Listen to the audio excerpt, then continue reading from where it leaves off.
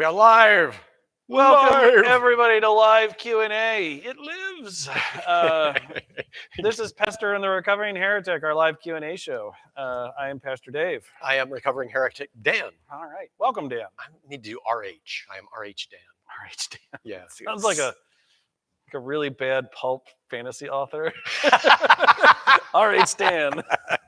And the sword of salvation. You know what I mean? Like pulp fantasy novels out of the Yes. All right, we swear we'll talk about something coherent today. Oh, don't make promises you can't keep. Okay. What's our topic today, Dan? Our topic today, well, I wanted to get into what you did today. Okay. You know, why we do what we do, which is great to get. I mean, basically, it was an entire service of what our Q&A is about, right? Trying to explore what's not just taken for granted, everything you're seeing. Right. Why the pieces we do that we do it. Yes. Yeah. Yeah. Like they used to say, you know, go do that voodoo that you do so well. Yeah. So what is it that we're doing?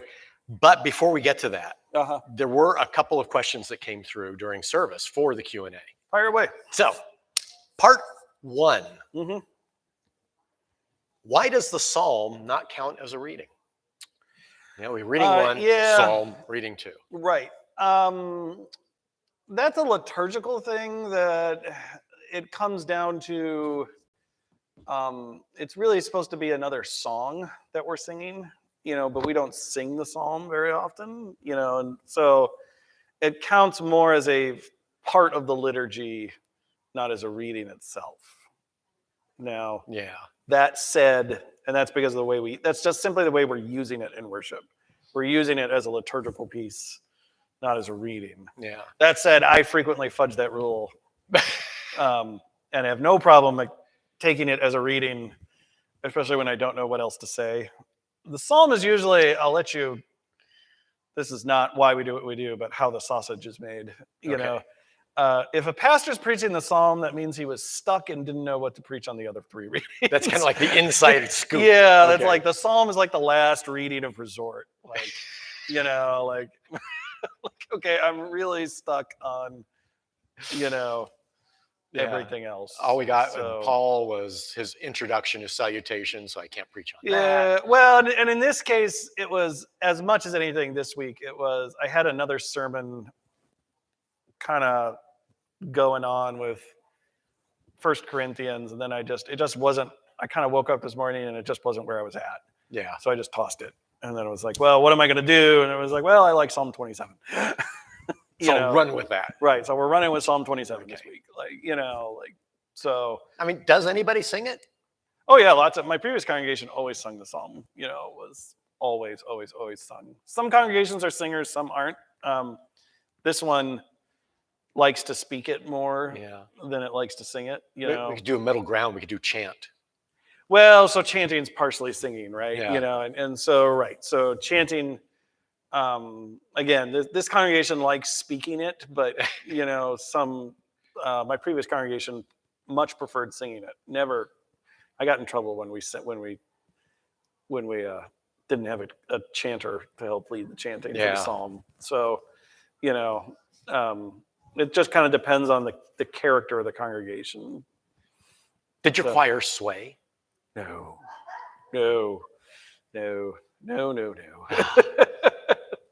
I'm still in pursuit of that. There were a couple of people in our choir with balance issues, so if they swayed, they might permanently sway over, you know. They could support themselves. Because I was noticing, that's why I'm looking over this way, a particular choir member is over there. I was noticing the frontline choir was trying to sway. They were trying to sway. They were getting the rhythm. We were getting it. We should have probably done we should have gone back to the beginning and done one more verse of "We Are Marching in the Light of God," because everybody was kind of getting the hymn by the time we. Backline might as well have been marble statues, but frontline was into the music. I like that. Rhythm is hard for Lutherans. It's okay. Something to admit. It's fine. Steve had a question, and this actually, when I was reading today's gospel reading, this hit me the same. He wants to know, how much did Peter and Andrew hate their jobs to just drop their nets and leave? just drop their Not even a fine. How do you do? You yeah, know? even, please. Yeah, there's a couple pieces to it. I mean, it is a hard job. It's a hard job, and it's a job based on how fishing worked in that world, especially in Galilee. It was done. You had a quota that you were supposed to meet of fish. So it was almost like taxing, or was It this was an like, industry standard? well, in this case, it was a quota that came from rich and powerful people, and you had that quota to meet, and then whatever you caught above that quota was for you. Oh, I didn't So realize that. So these fishermen out there yeah, were not really self-employed. They had to first. they're kind of self-employed, but it's kind of like Uber drivers, right? They're kind of self-employed, but they're kind of Uber drivers, right? Yeah. Like in that it's their car, it's their boat, but the rights to fish on the Sea of Galilee come from the crown, and so So it's like the crown owns the water. right, and so to fish, they've got to meet a certain percentage. They've got to hit a certain quantity Before they can even before think of they making even get money. anything, Okay.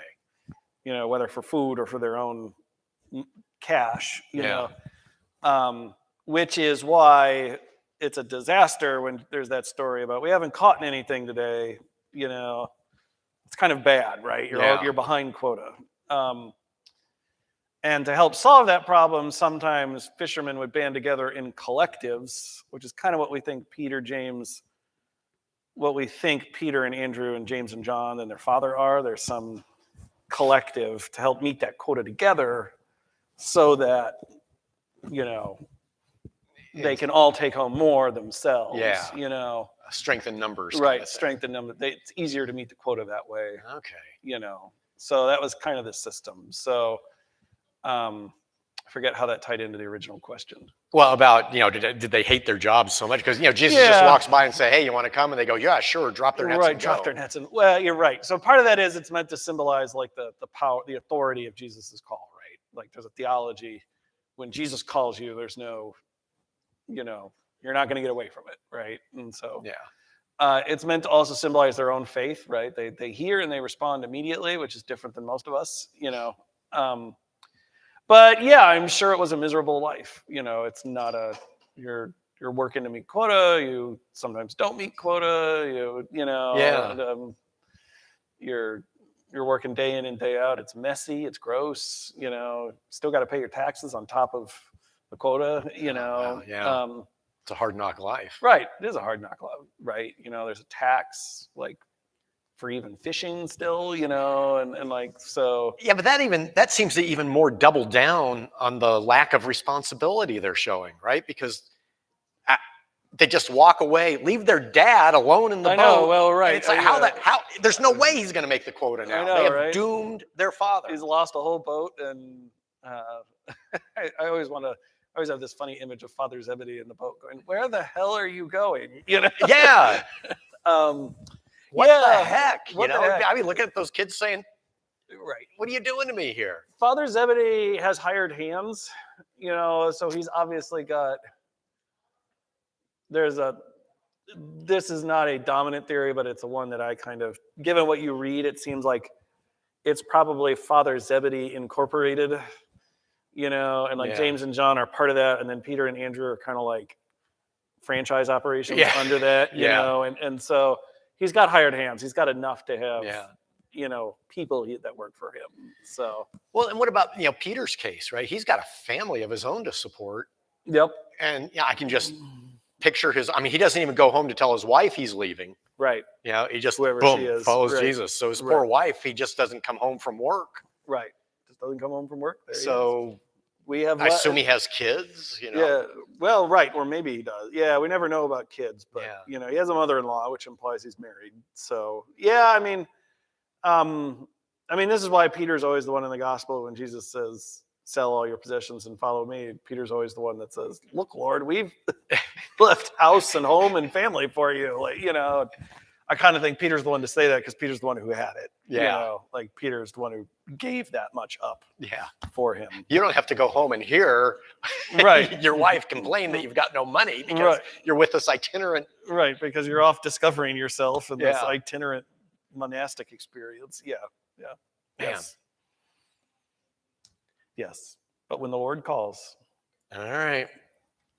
he calls us o'er the tumult of our lives, but what the song doesn't say is that what he calls you into might be a totally different tumult. Yes.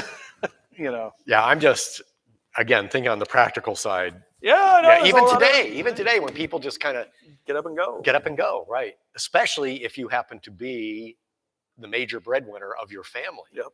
And you're the one that decides, yeah, you know what? It's just not my calling. Gets back to that fear and anxiety versus trust thing. Yeah. In the Psalm, back to the only way through it is trust. Yeah. And, If only your family would have the same trust. Well, you hope, but that's where the conflict really seems to come. Is that often it does. You've got this level of faith and trust. Yeah. The people around you don't. Right. And so it's almost like they've got talons in you trying to pull you back. Yeah. I think, yes. And for most people, to be clear, for most people, the call to support your family is the call, the Christian call, right? Mm-hmm. For a lot of people, that is how you're called to follow the way of the cross, is to self-sacrificially live for your family and, care for your child. And, parenthood is as much a call as pastorhood is. Yeah. Luther was big on this point, right? Like, they're not holier than another. Like, they are both holy calls. Yeah. And so let's not act like, or the people who come up to Jesus and say, heal my daughter, are living out their holy call as much as the disciples are. The disciples are called to a different call, which is hard. Yes. And I would say, yes, I fully agree that parenthood, right. And it's a whole sacrament and sacrifice in itself. Right. And parenthood and marriage both are whole sacrifices in themselves too, and that one's more normal doesn't mean it's any less hard, actually. Yeah. It's just we're kind of more used to one than the other, Yeah. So you can get a little more empathy because so many people go through it. Right. Well, what about, this also seems to conflict with an earlier gospel, because didn't we have, maybe it was John at Jesus's baptism? Yeah, Andrew is already there. He's already, he I guess, one of John's Peter. Disciples. Right. Yeah, they're different. And then he goes and gets Peter. Right. There are different stories about how they get there. They're not mutually exclusive, I don't think. Like Andrew witnesses the baptism, comes back, fishes with Peter, and tells him about it there, and then Jesus meets them. Yeah. Why was Jesus over there with Peter and Andrew anyway? Yeah. Right? Or how in John did Jesus know his nickname was Pete? Know enough about him to nickname him Peter? Yeah. I don't think the two stories are mutually exclusive, but they are different stories. Yeah. It's kind of like there's two different stories about creation in Genesis 1 and 2. They're not mutually exclusive, but they are different. They are different, Yeah. And that's fine. You get two different stories, I'm sure it was complicated. I'm sure it wasn't just, I'm sure it wasn't just like, this is the only things that we get. These are the things we get so that we may have faith. Yeah. Got to remember that's why we're getting what we're getting, not to give you the full historical overview of how the disciples got where they were. Right. Take this snippet because it reinforces this theological point. Yeah, or it gives you enough to, again, believe in Jesus, right? Like John always says, he's telling you John says, there's so much that he did, it can't fill all the, not possible to fill a whole book with it all. But I told you enough so that you may believe he is the Son of God. Yeah. And that's the goal of all of them. That's Mark says it right at the beginning. This is Jesus, the Son of God. And, and they're all trying to convince you of that. And so they tell you stories to tell you that, but they're not aiming to give you the full Marvel-esque backstory, superhero backstory. Or even the People magazine. What's your favorite color? Right. What's your favorite color? Dinner? Right. We don't get that. And that's fine.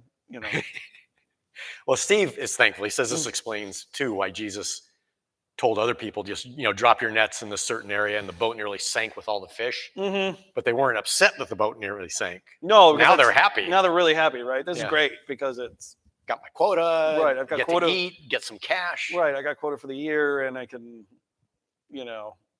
and I can get money from the because there was a guy buying the catch Yeah. at the pier, Just like today. just like today. This is actually what Matthew was doing. This is the kind of tax work he was doing. He was charging taxes on the catch that you sold, the extra stuff that you sold. That okay. was So that even was Matthew was still in the fishing industry. right. That was Matthew's job. So Matthew's. This is kind of so they're all kind of centered on the same. Yeah. They probably knew Matthew. They probably didn't like Matthew, but they probably knew Matthew. Okay. Because he was always down at the docks. Right. Yeah. Yeah, this is interesting because for me, I just assumed this would have been very easy for me for Jesus to come walking by and I'm off the boat because I hate seafood. Yeah. So the faster I can get away from that, the better. I don't like fish either. So I would have been like, yes, please. And I'm sure that's part of it. I'm sure it was a miserable. The other, so I said there were two things. So that was one. And the other thing was most Israelite and Hebrew and Jewish boys at least started rabbi school, and then at a certain point they either could make the cut or they couldn't. And if they couldn't make the cut, they were all told, go home and learn your father's trade. Does that make sense? Yeah. So the fact that all these people are fishermen is they've been told by the official religious establishment, you can't make the cut. So part of their reason just to get up and go is here's a rabbi wandering about saying, guess what? You've made the cut now. And so it's actually a pretty big, this is probably why Father Zebedee just doesn't disown them. Because from a status standpoint. Oh, you mean he has made the cut?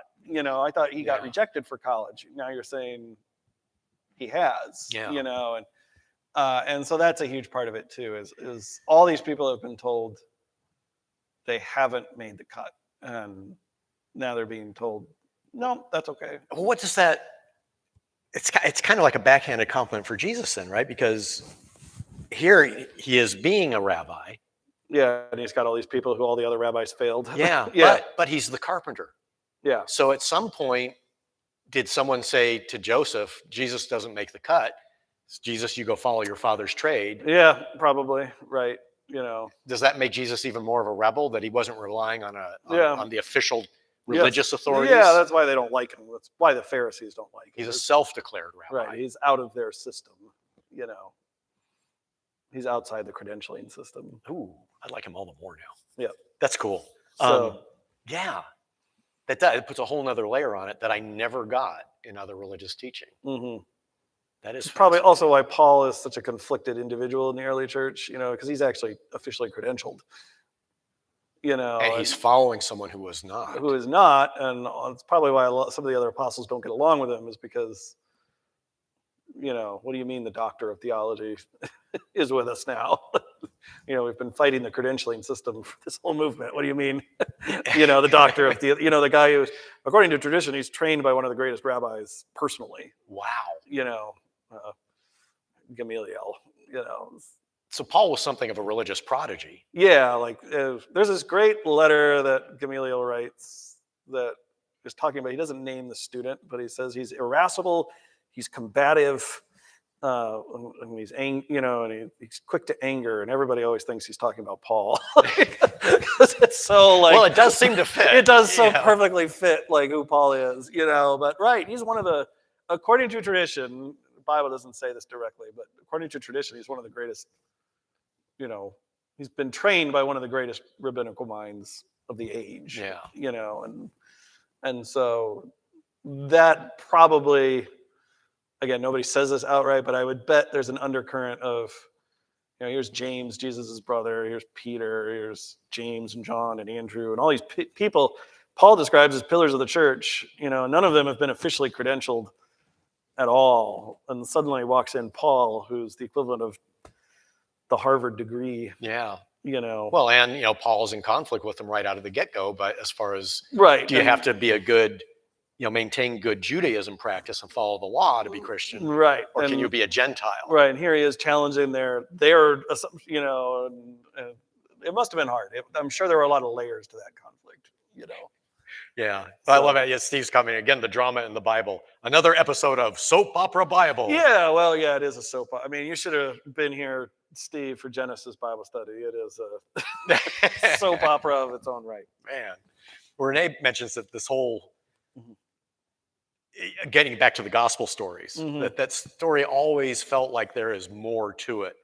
It's almost too simple in the telling, that life feels so much more complicated. Would it have been common, her follow-up question, Mm-hmm. to follow up or to float from one job to another? Depends on what you are. Probably not for fishermen. I mean, you're a fisherman, you're a fisherman. Or you're a soldier, you're a soldier. Day laborers do whatever day laborers can do. They're just picking up piecemeal work. They're just picking up piecemeal work, and so if you're that's probably more common, but if you got to remember feudalism emerged out of this culture, right? And so feudalism was like you're born into your job, and not that it's quite that heavy yet, but the instincts of it are, yes, you could do other things, but the path of least resistance was kind of keep doing what you've been doing your whole life. Well, this goes back to earlier, maybe one of our first couple of Q&As. But didn't you mention that carpenter isn't actually what the word in the Bible is, that we've kind of overlaid that to make it sound nicer? It could be carpenter, but it could also be like, the word is tecton. So that describes a range of meaning that could be anything from carpenter to like stone laborer, like the guy who was lifting blocks into place at the temple, for instance, It's like a construction worker. Yeah, like basic construction worker. We think carpenter, we think trade skill. Yeah, making chairs and tables. Right, and it could be that. I want to be clear. It could be that. But the word itself has a range of meaning that could be anything from, Galilee is not all that far from the city of Caesarea Philippi, which is this big city that Herod's building in honor of the emperor, and it becomes this major port, and so it could be his father and him were stone lifters at, the construction projects at Caesarea Philippi, or stone workers at the temples being built at this time, and so stone workers at the temple, or that kind of thing. That would kind of explain a little more about the mystery of Joseph suddenly disappearing from the Bible. Yeah, you could see how he would die on a rock falls on him or something. Right? You could see how he dies on a project. It happens even in our world. Yeah. And that could even motivate Jesus to go check out John as a disciple in the first place. Right. Yeah. I've had enough of this. Right. But it could be carpenter too. The word has it's not a specific, it's a less specific term. Than our word carpenter is. Well, we only have, again, this went so fast. Only have a few minutes left. So I want to encourage people who are online live, if you have more questions about why we do what we do, let us know. And Karen, Kathy, if you have questions, just shout them out. I mean, we kind of still, through this, is still explaining why we do what we do in a lot of ways. Yeah. But what about, one of my questions of why we do what we do is, where does the formula for the service come from? Is it based on the Passover Seder? No. Is it based on a typical Sabbath service at a temple? It's not quite sure where. It's so old. So one of the first Christian writings outside of the Bible we have is by a guy named Justin Martyr. And Justin is writing. Is that where we get the term martyr from his name? No, that was his nickname. He was martyred. Okay. So he's Justin the Martyr. We know about Justin because Justin writes a letter. He's in the 100s, so really early. He writes a letter to the emperor, trying to convince. And Justin's a philosophy professor, and he's trying to convince the emperor that philosophically that Christians shouldn't be persecuted. It should be made Christianity should be legalized, and also trying to convince the emperor to be Christian, but that's another thing,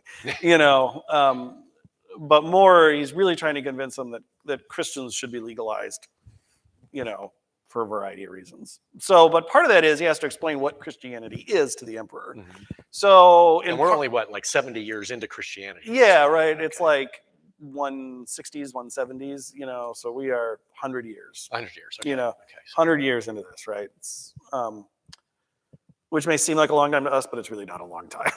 It's only 3 generations, right? Yeah. People who knew the apostles are probably still alive. And so Justin writes this letter, and one of the things he does in the letter is explain what Christianity is. And he describes this format of a worship service, which is pretty close to what it's, talks about we greet each other, we sing hymns, we hear scripture lessons, and an elder explains what the scripture lessons mean. We then sing more hymns, and then we go into the meal, and then we disperse to do good work in the world. Yeah, that's us. Virtually unchanged. Unchanged, right? So the format is super old. Yeah. I mean, it is just we don't know where the origin point is. I'm sure there are pieces of it which emerged out of rabbinic. Pieces of it emerge on their own. Christians started worshiping distinctively on Sunday because it was the day Jesus was raised from the dead.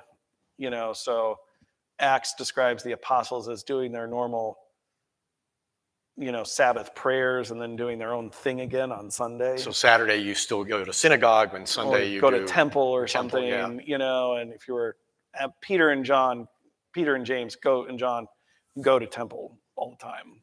So they're going to temple, and then they're going to the temple, and then on Sunday they're doing their thing. So that pieces of it developed very early, and are just so old. We just don't know.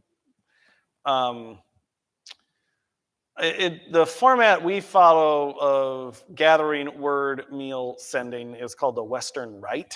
Mm-hmm. And that starts emerging in the 400. That basic format starts emerging in the 400, 500s, as the liturgy starts getting more regularized by the hierarchy, mm-hmm. So that format starts developing then. And it's called the Western Rite because the Eastern have their own. They have many of the same pieces, but they're in different places, and things like that. Mm-hmm. So it's a different thing. So the Western Rite, R-I-T-E, comes out of that period. So even then, that far back, there was a distinction between what we now call the Orthodox mm-hmm. Church and there were always culture differences. I mean, they literally spoke different languages. The Eastern half mm-hmm. spoke Greek, the Western half spoke Latin. There were always culture differences,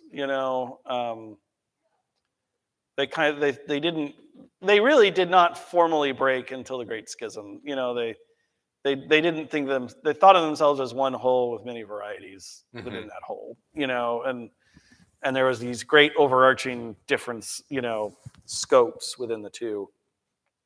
Part of it has to do with like the character of the people. The Greeks are much more philosophical, and so that colors the shade of a lot of the Eastern half's thinking, whereas Romans they're engineers and lawyers, and so that very quickly colors kind of how the Western Church thinks about itself, and even its great theologians are kind of lawyerly. Mm-hmm. Tertullian, Augustine, they're thinking systematically, very lawyer-like, because it's just how the Romans were, So that's interesting. Well, getting then further back, why the difference in language? Why, especially since the Gospels were written in Greek anyway, mm-hmm. why did the West go over to Latin instead of maintaining the Greek, of the original church language? Simply what most people spoke in the empire at that time. The Western half, most people spoke Latin. The Eastern half, most people spoke Greek because the Greeks had conquered it 2 centuries beforehand, and so by the time the Romans get there, they kind of the Romans like the Greeks, so they're fine. And it's not that different a language, but the cultural differences are there, and so the eastern half of the empire is thoroughly Greek in culture and language by the time the Romans arrive, and they don't bother changing it. They just kind of work with it, Yeah. you know. So, and then the western half is Romanized because they conquered it, you know. So, Yeah. yeah. This is one of those where I feel like I could go on all day because we're delving so much into the history of it all. But Yeah. we're out of time again. We're out of time again. Yeah. So we're off next week. Okay. We have church business to take care of. Church business to take care of. But we'll be back the week after. So lots of time to come up with more questions. Yep. And in the meantime, enjoy the snow today. Yes. Enjoy the snow day. I can't wait to get home and shovel. All right. Peace, everybody.